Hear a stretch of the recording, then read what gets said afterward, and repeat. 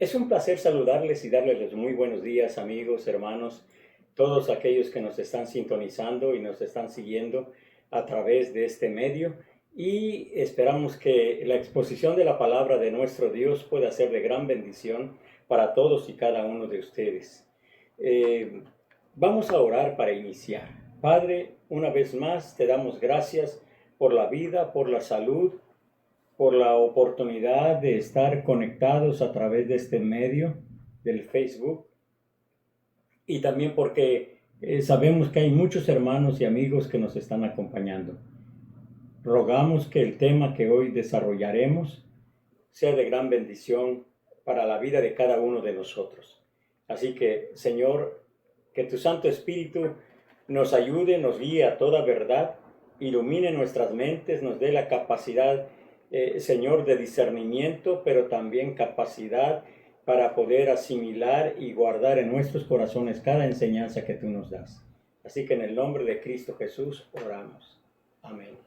En esta mañana vamos a hablar acerca de un tema que está en la epístola a los Colosenses. ¿Saben ustedes que también en la escuela dominical los hermanos de la primera iglesia bautista de Edimburgo saben que hemos iniciado una serie de estudios basados en esta epístola? Bueno, aprovechando que estamos estudiando en la escuela bíblica esta carta, pues me ha parecido bien, bajo la dirección del Señor, el poder usar un pasaje y ciertos pensamientos e enseñanzas que pueden ser de gran bendición para nosotros.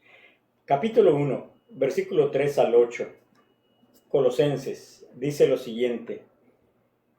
Dice: siempre orando por vosotros damos gracias a Dios, Padre de nuestro Señor Jesucristo, habiendo oído de vuestra fe en Cristo Jesús y del amor que tenéis a todos los santos, a causa de la esperanza que os está guardada en los cielos, de la cual ya habéis oído por la palabra verdadera del Evangelio, que ha llegado hasta vosotros, así como a todo el mundo, y lleva fruto y crece también en vosotros, desde el día que oísteis y conocisteis la gracia de Dios en verdad, como lo habéis aprendido de Epafras, nuestro consiervo amado, que es un fiel ministro de Cristo para vosotros, quien también nos ha declarado vuestro amor en el Espíritu. Las iglesias y los hermanos de Colosas estaban enfrentando una tremenda influencia de un grupo filosófico que había surgido en el Asia Menor para estas fechas y que estaba estorbando, estaba tal vez creando conflicto en la mente y el corazón de muchos creyentes. Ese grupo de personas y esta manera de pensar, podríamos decir que son los agnósticos o los gnósticos también.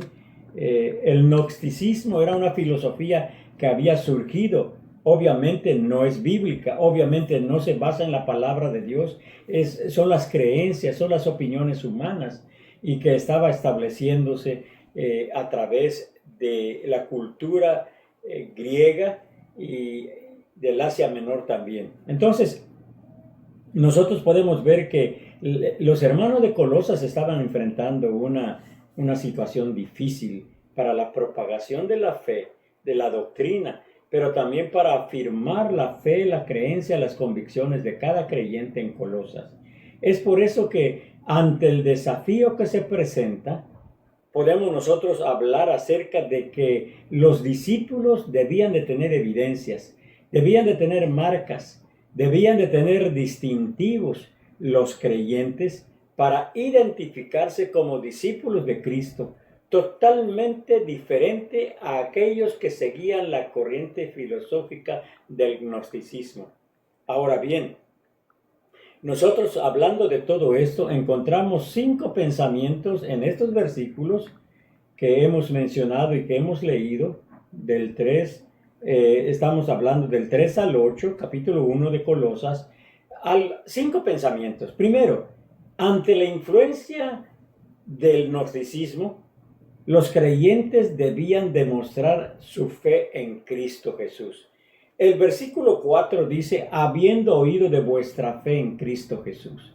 O sea, era notorio que los creyentes publicaban, evidenciaban sus convicciones y su fe en Cristo Jesús, de tal manera que llega a oídos también del apóstol Pablo, cuando dice, habiendo oído de vuestra fe en Cristo Jesús y del amor que tenéis a todos los santos. Fe y amor, dos elementos importantes que distinguen al hombre y a la mujer, a la persona o al creyente que tiene a Cristo Jesús en su corazón. Ahora bien, es importante esto, porque hoy en día hay muchos creyentes que parecen cristianos anónimos o cristianos encubiertos, porque yo creo que a muchos ni siquiera la familia puede saber que son cristianos, porque no dan el testimonio y la evidencia de su fe en Cristo Jesús. No dan evidencia de su amor por los creyentes y por los perdidos inclusive. Entonces, si hay algo que distingue al creyente es la fe, su fe en Cristo Jesús. La pregunta que surge, ¿cómo está tu fe depositada en Cristo Jesús? ¿Está sólida? Porque la palabra de Dios y el apóstol Pablo nos dice en otro pasaje que nosotros debemos examinarnos a nosotros mismos si estamos en la fe. No sea que estemos imitando el cristianismo, no sea que solamente estemos siguiendo una costumbre, un ritual, pero que no haya nacido de nuevo, que no esté Cristo en su corazón. Por eso tal vez dice el Señor en su palabra que el árbol es conocido por sus frutos.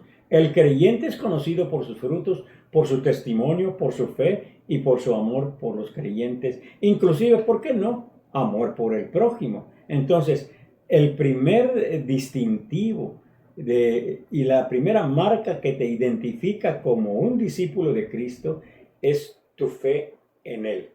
Hay que afirmarnos. Y en estos tiempos difíciles es cuando somos desafiados no solamente a mantenernos firmes en nuestras convicciones y en nuestra fe, pero también en propagar, en compartir con otros esa fe que nosotros ya desarrollamos en Cristo Jesús. El segundo elemento, la segunda marca de un verdadero discípulo de Cristo es amor a todos los santos. Dice el versículo 4, la segunda parte, y del amor que tenéis a todos los santos. Hay otra parte, y el apóstol Pablo, saben que una de las cosas que yo admiro del apóstol Pablo es que era un hombre que predicaba la palabra de Dios.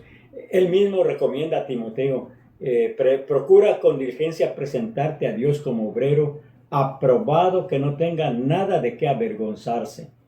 Y luego agrega un versículo que llama mucho mi atención, que traza bien la palabra de verdad. O sea, expone la palabra, pero lo expone de una manera asertiva, de una manera sencilla, de una manera real, de una manera que pueda quedar claro en la mente y los corazones de los creyentes. Por eso dice que traza bien la palabra de verdad. Y Pablo no se acobardaba cuando tenía que exponer la palabra del Señor, independientemente quiénes le estaban escuchando, ya sean líderes religiosos que se oponían a él, o ya sea personas con tremenda necesidad espiritual que estaban buscando saciar esa necesidad y que lo podían encontrar a través de la palabra de nuestro Dios, que es el pan de vida. Entonces, también se mostraba a través del amor. Por ejemplo, en este caso estamos hablando de Colosas o de los colosenses, pero los de Tesalónica también demostraban gran amor porque en medio de su extrema necesidad, ellos podían compartir sus ofrendas de amor con los hermanos, por ejemplo, en Jerusalén, que estaban en extrema necesidad y compartían con ellos, a pesar de su pobreza. Y nosotros podemos demostrar nuestro amor al Señor, no necesariamente dándoles dinero, no necesariamente comprándoles cosas. Esa puede ser una manera, pero no son las únicas formas de poder expresar amor. El cuidado, el respeto, la ayuda, el acompañamiento, el poder aconsejarles, el poder exhortarles, el poder animarles, todo eso contribuye. Y creo que nace de un corazón amoroso que se preocupa por la salud espiritual del prójimo o del próximo. Entonces, amor, y luego dice a todos los santos. Yo creo que una de las cosas que adolece la sociedad de hoy es que el amor es selectivo. A veces nosotros escogemos quiénes queremos que sean nuestros amigos, o aún dentro de la iglesia hacemos pequeños grupos de amigos o hermanos preferenciales a quienes expresarle nuestro amor. Y no debe ser así, porque dice aquí amor a todos los santos, amor a toda la iglesia, amor a todos los creyentes, chicos y grandes, hombres y mujeres, jóvenes, personas de la tercera edad. Hay que expresar amor a cada creyente, porque dice la palabra del Señor que en esto conocerán que somos sus discípulos, si tuviéramos amor los unos a los otros. Entonces, la evidencia de los hermanos colosenses, primero es su fe en Jesucristo, y lo segundo es su amor por los creyentes. Qué interesante. Desde luego que eso nos anima para que nosotros podamos hacer una evaluación de nuestra propia vida. Cuando estamos estudiando la palabra, debemos hacerlo en el mismo espíritu y con la misma actitud como los estudiantes van a la escuela, toman notas, repasan, hacen sus tareas asignadas y luego presentan un examen que viene siendo una evaluación para que puedan entender, para que puedan distinguir, para que puedan ellos diferenciar cuáles son las cosas que ellos han aprendido y cuáles son las cosas que adolecen o que ignoran. Un examen, yo creo que firmemente que el propósito de un examen no es reprobar al estudiante, sino es demostrarle sus fortalezas y sus debilidades, demostrarle dónde él ha aprendido la lección apropiadamente, pero también áreas que ha descuidado y que la prueba, el examen, le hace reconocer e identificar dónde debe enfocarse para disipar las dudas y corregir algo que haya entendido mal o que ignore. Entonces, así pasa con el creyente, y creo que nuestro amor va a ser una evidencia que nosotros andamos bien, y debemos examinarnos a ver si andamos en la fe y si estamos amando al prójimo. El tercer pensamiento que nosotros encontramos de esto es la esperanza. Pero dice la esperanza en los cielos. Cuando hablamos de esperanza puede ser muy genérico. Usted puede tener la esperanza de que pueda encontrar trabajo, o que la aplicación que usted ha sometido pueda estar en proceso y que va a ser favorable la decisión para usted, o el resultado de un examen clínico, de un examen médico, que va a ser apropiado, va a ser como usted espera, que no va a haber malas noticias, o que puede también estar esperando la respuesta de Dios a las necesidades, a las carencias, a las enfermedades, a las situaciones difíciles y de conflictos que enfrentamos y que podemos esperar, porque la esperanza solamente puede tenerla el que está seguro y está esperando que vengan tiempos mejores. En otras palabras, que pueda recibir lo que está seguro que viene más adelante. Por eso se llama la palabra esperanza. Viene de la idea de esperar, pero cuando se tiene esperanza, se tiene también la seguridad. Como el escritor a los Hebreos nos hace una descripción de la fe, que es cuando nos dice que la fe es la sustancia, es la convicción de lo que se espera, la seguridad de lo que no se ve. Esa es la idea, que nosotros podemos tener esperanza aunque no lo estemos viendo, pero estamos seguros que va a venir y lo estamos esperando. Porque si usted no está seguro de que va a recibir algo, no lo va a esperar, simplemente se va a enfocar en otra cosa y se va a olvidar del asunto. Pero si está seguro, por ejemplo, en las promesas de Dios, usted va a estar en una actitud de espera. Eso se llama esperanza. Pero dice esperanza en los cielos. Versículo 5. A causa de la esperanza que os está guardada en los cielos, de la cual ya habéis oído por la palabra verdadera del Evangelio. Dios tiene hermosas promesas. Algunas de esas promesas se cumplen durante nuestro peregrinaje en esta vida, pero también muchas promesas, y creo que las más maravillosas, lo vamos a recibir cuando estemos en la presencia de nuestro Dios. Pero debemos estar seguros, debemos estar esperando. Aunque hay un dicho coloquial que dice, el que espera desespera, porque a veces nosotros no tenemos paciencia para esperar el tiempo que Dios ha determinado y la manera como Él va a mandar la respuesta a cada uno de nosotros. Entonces tenemos que desarrollar esa capacidad, esa habilidad de esperar. La esperanza que es importante en la vida de todo creyente. Porque si no tuviéramos esperanza, el creyente se desanima. El creyente tal vez se enfría, tal vez se desenfoca, quita la mirada del autor y consumador de nuestra fe. Porque es distracción. Una persona que no tiene esperanza se distrae con mucha facilidad. Entonces, repito el versículo 5, a causa de la esperanza que os está guardada en los cielos, de la cual ya habéis oído por la palabra verdadera del Evangelio. Eso me hace recordar, por ejemplo, a los santos o a los creyentes del Antiguo Testamento, que algunos salieron sin saber a dónde iba, como Abraham, pero como viendo la ciudad invisible y esperando que un día entrarían a ella. Eso de esperar significa esperanza. El cuarto pensamiento que nosotros tenemos aquí está en el versículo 6.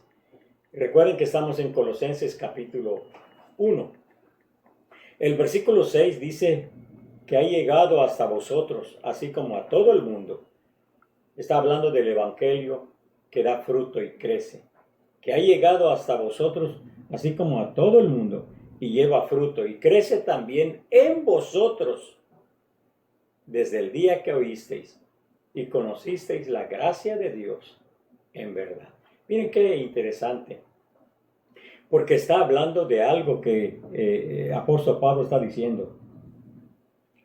Hablando del Evangelio que da fruto y crece, pero dice la palabra del Señor, hay una expresión aquí que me llama mucho la atención, que ha llegado hasta vosotros, así como a todo el mundo, y lleva fruto y crece también en vosotros, desde el día que oísteis y conocisteis la gracia de Dios en verdad. Si en verdad tú conoces la gracia de Dios, el proceso en tu ser, en tu interior, es de crecimiento. Como la semilla, como decimos, y el Señor Jesús usó parábolas como por ejemplo del sembrador. Tú plantas la semilla y la semilla germina, crece, se desarrolla y da su fruto a su debido tiempo. Es lo que dice aquí, el fruto que crece también en vosotros, pero que es la semilla de la palabra de Dios que ha sido sembrada en el corazón, pero que está en proceso de crecimiento interminable hasta que llegue a dar fruto y fruto en abundancia. Y lo que dice la palabra del Señor entonces aquí, desde el día que oísteis y conocisteis la gracia de Dios en verdad. Entonces, esa semilla tiene que crecer. El Señor nos dice en el Evangelio, o en los Evangelios, que hay diferentes tipos de tierra donde la semilla cae. Alguna semilla cae entre los espinos. Nace sí, pero las espinas ahogan el crecimiento de la planta y muere. Otra cae sobre la roca, sobre piedras o entre piedras, que no puede profundizar sus raíces y por lo mismo se seca y muere. Y otras quedan en la superficie del terreno y vienen las aves de los cielos y se comen la semilla. Y entonces no se logra nada, pero hay semillas que caen en buena tierra. Si tu corazón es buena tierra y la semilla cayó y germinó y empieza a crecer, Va a llegar el momento en que tú vas a dar fruto. Y el Señor dice en su palabra que en esto es glorificado mi Padre, en que llevéis fruto, mucho fruto, y que vuestro fruto permanezca, dice Juan capítulo 15. Entonces, está hablando de fruto, mucho fruto, y fruto que permanece. Ahora, hay vidas cristianas, yo creo, usted examínese a sí mismo, o tal vez conozca algún creyente, que son vidas estériles, que son vidas que realmente no se nota que la semilla de la palabra esté creciendo y mucho menos que esté dando fruto. Son vidas estériles. Y la idea también es examinarse para ver si estamos en la fe, porque no sea que alguien, por simplemente adoptar las costumbres cristianas e imitar a los cristianos, crea que ya lo es. Un carro lo mete en la cochera, pero nunca dejará de ser carro. Y usted puede dormir, puede pasarse el día en la cochera y nunca se va a convertir en carro, porque usted es un ser humano. Así es con la palabra de nuestro Dios. Si tú eres cristiano, la semilla va a crecer y va a dar mucho fruto, y fruto verdadero, de gracia divina y que se desarrolla en la verdad. Llegamos al último punto, que es el amor en el Espíritu, versículo 8, cuando dice, quien también nos ha declarado vuestro amor en el Espíritu. Miren, este es un amor muy especial. El fruto del Espíritu es amor. Es lo que dice la palabra de Dios en Gálatas. Es esa clase de amor que el Señor derrama en nuestros corazones. No es simplemente una atracción, no es simplemente una empatía. El amor que viene producto de la acción del Espíritu Santo o fruto del Espíritu Santo en tu vida es un amor de origen divino y es perfecto. Te habilita para amar a todos, obviamente comenzando a tus seres queridos, a tu familia, a los hermanos en la fe, a la iglesia, a los vecinos, a los compañeros de trabajo, al prójimo. Tenemos esa habilidad de amar, porque el Espíritu Santo produce en nosotros el querer como el hacer por su buena voluntad. Así que si usted dice, es que yo no puedo amar a esta persona, cuide mucho lo que dice. Y yo le invito para que se examine, no sea que pretenda ser cristiano y no lo es. Pretenda imitar la obra del Espíritu Santo en nosotros sin tenerlo en nuestro interior, porque hay muchos imitadores. Por eso habla de la palabra del Señor, y los evangelios nos hablan del trigo y de la cizaña. Y alguien dijo en alguna ocasión que estas dos plantas son tan parecidas que no se pueden distinguir hasta que ya están grandes y por sus frutos se conocen. Y entonces el campesino, el sembrador, puede hacer la distinción y puede separarlos. Pero mientras tanto, se pueden confundir. ¿Cuántas personas en las iglesias pueden ser confundidas pensando que son cristianos y no lo son? Son personas que no han nacido de nuevo. Pero aquí dice amor en el Espíritu, a quien también nos ha declarado vuestro amor en el Espíritu. Ahora, Epafras y tal vez otros hermanos informan a Pablo de lo que está sucediendo en Colosas. Está hablando de la obra, está hablando de la fe, está hablando del amor, está hablando de la fe creciente, está hablando de los frutos que están dando, y luego dice aquí del amor del Espíritu. O sea, yo creo que hay evidencia de que los hermanos de Colosas, a pesar, como dijimos al principio, de la oposición que había por parte de la corriente filosófica del gnosticismo y también de otro tipo de paganismo, porque habían muchas religiones. En ese entonces, cada creyente y la expansión del evangelio tenía que luchar, tenía que penetrar la luz del evangelio en las tinieblas saturadas del politeísmo, o sea, de los pueblos, las tribus que tenían muchos dioses, y los cristianos tenían que luchar con esto. Pero entonces, si estamos hablando aquí realmente que hay marcas que te distinguen, que te identifican, que tú no eres un cristiano encubierto, que no eres un cristiano anónimo, sino que eres un cristiano seguidor de Jesucristo. Entonces tú puedes decir con toda confianza que tú eres un cristiano y vas a impactar con tu testimonio, con tu estilo de vida, con tu amor y con tu obediencia a tus vecinos y a los que están cerca de ti. Esas son las marcas del verdadero discípulo. Ahora, repito, reitero, que los hermanos de Colosas estaban enfrentando una resistencia, pero no solamente resistencia, era también oposición, y se estaban echando encima muchos enemigos. No solamente se resistían o rechazaban el evangelio, sino se constituían enemigos de los cristianos y tienen que cuidarse. Por eso muchas veces los cristianos del primer siglo sufrieron persecución y fueron golpeados, muchos murieron por causa de su fe. Y en medio de un ambiente tóxico, de un ambiente, vamos a decir, viciado, con toda esta influencia, los creyentes de Colosas pudieron dar evidencia, pudieron enseñar, pudieron evidenciar la marca de que eran verdaderos discípulos. Termino con la siguiente pregunta. Mis amados hermanos, ¿cuál es la evidencia que tú estás dando que eres un verdadero discípulo de Cristo? Sí, un discípulo, porque un discípulo es uno que aprende, es una persona que sigue, que obedece, es una persona que realmente está poniendo en práctica la Biblia, la palabra de nuestro Dios. Eso es un discípulo. Por eso el Señor nos dotó de los elementos necesarios para ser sus discípulos. Primero, nos dotó del Evangelio, nos dotó de su palabra, porque es lo que nosotros proclamamos. Yo no proclamo lo que yo pienso, yo no proclamo simplemente lo que yo creo como un ser humano.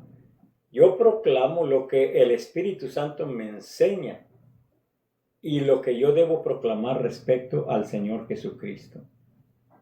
En el libro de los Hechos, en el capítulo 1, versículo 8, dice, capítulo 2, versículo 8 dice, pero recibiréis poder cuando haya venido sobre vosotros el Espíritu Santo, y me seréis testigos en Jerusalén, en Judea, en Samaria y hasta lo último de la tierra. Ahí está en el libro de los Hechos cuando dice, recibiréis poder. Entonces, y ellos no se movieron de Jerusalén, esperaron hasta que el Espíritu Santo llegó en el capítulo 2, está en el 1. Entonces, recibieron poder. Y dice, y seréis testigos. Y ellos iban proclamando el Evangelio. Y los discípulos se iban multiplicando. Porque los discípulos hacían otros discípulos. No solamente simpatizantes de Cristo. En la vida cristiana, desde niño yo he escuchado que dicen, este es un simpatizante del Evangelio. Pero no es una expresión acorde, congruente, apropiado. Porque nadie puede ser simpatizante y tener ventaja sobre los demás. Aquí no hay medias tazas. Aquí es, ¿eres cristiano o no eres? Dice la Biblia que el diablo también cree y tiembla, pero no es cristiano. Así hay muchas personas pueden creer con una fe cognitiva, con una fe intelectual, pero no una fe experimental que haya tenido por obra del Espíritu Santo y del Señor. Examínese. Trate de enumerar. Agarre una hoja a manera de examen personal, así en privado, y diga, bueno, la marca de mi discipulado es el amor por los creyentes. La marca de mi discipulado es llevar mucho fruto.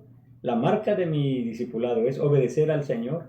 La marca de mi discipulado es llevar una vida santificada. Mi marca de mi discipulado es ser un buen mayordomo, etcétera, etcétera, etcétera. Entonces, usted sea un verdadero discípulo que da evidencias de que lo es no porque lo dice, y que los demás puedan ver esta evidencia. Oremos. Gracias, Padre, por tu palabra, gracias por la enseñanza, gracias porque tú nos invitas, nos desafías a que recordemos que si somos discípulos tuyos, si realmente creemos en ti, debemos dar evidencias de esa fe, de esa convicción, de esa vida transformada, de ese amor, pero también de esa obediencia y de esa santidad de vida que nos debe caracterizar como verdaderos discípulos. Bendice a cada persona que nos está escuchando y permite, Señor, que cada uno decida ser un fiel discípulo tuyo. En el nombre de Cristo Jesús te lo pedimos. Amén.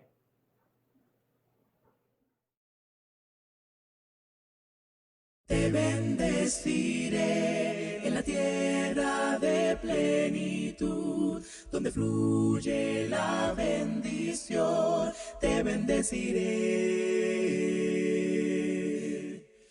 Te bendeciré en la tierra de sequedad, aun en medio de tempestad. Te bendeciré. Por tus bendiciones, Padre, te alabaré. Y aunque abunden las tinieblas, yo cantaré. Te bendeciré, mi Señor, te bendeciré. Te bendeciré, mi Señor, Dios, tu nombre siempre alabaré. Te bendeciré cuando el sol brille sobre mí, cuando yo pueda sonreír. Te bendeciré. Te bendeciré si al seguirte haya que sufrir y me cueste ofrecerme así. Te bendeciré. Por tus bendiciones, Padre, te alabaré. Y aunque abunden las tinieblas, yo cantaré. Te bendeciré, mi Señor, te bendeciré. Te bendeciré, mi Señor, Dios, tu nombre siempre alabaré. Tú tienes el poder, tú tienes el poder, por siempre cantaré, tu nombre alabaré. Tú tienes el poder, tú tienes el poder, por siempre cantaré, tu nombre alabaré. Tú tienes el poder, tú tienes el poder, por siempre cantaré, tu nombre alabaré. Tú tienes el poder, tú tienes el poder, por siempre cantaré, tu nombre alabaré. Te bendeciré, mi Señor, te bendeciré. Te bendeciré, mi Señor, Dios, tu nombre siempre alabaré.